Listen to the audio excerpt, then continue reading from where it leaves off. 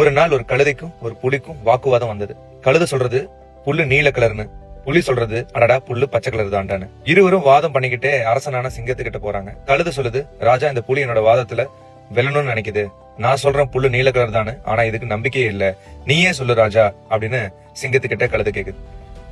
இத கேட்ட சிங்கம் அமைதியா யோசிச்சு, ஆமா புல்லு நீல கலர் தான் அப்படின்னு சொன்னச்சான்.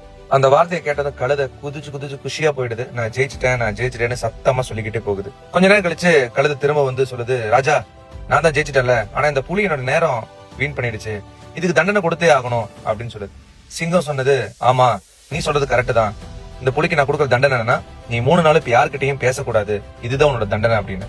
இத கேட்ட கழுதை இன்னும் ரொம்ப சந்தோஷமா துள்ளி குதிச்சு அந்த இடத்தை விட்டு போயிடுது.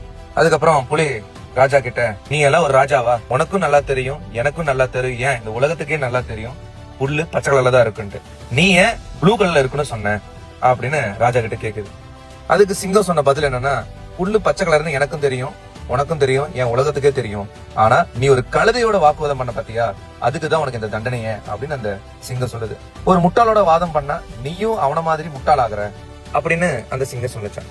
இந்த கதையோட அர்த்தம் என்னன்னா, இந்த உலகத்துல சில பேர் இருக்காங்க, தான் ஒரு விஷயத்துல பிடிச்சா பிடியா இருப்பாங்க, அவங்க மாத்திக்க மாட்டாங்க, அது சரியானதா இருந்தாலும் அது மாத்திக்கவும் மாட்டாங்க. அந்த மாதிரி ஆட்கள் கூட நம்ம வாக்குவாதம் பண்ணோம் அப்படின்னா நம்மளோட நேரத்தையும் நம்மளோட மன நிம்மதியும் வீணாக்குறதுக்கு சமம்.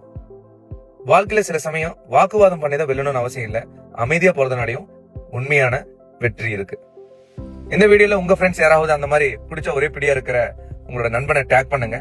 கண்டிப்பா இந்த வீடியோ அவருக்கு ஷேர் பண்ணுங்க. என்ன ஃபாலோ பண்ணிக்கோங்க. தேங்க்யூ.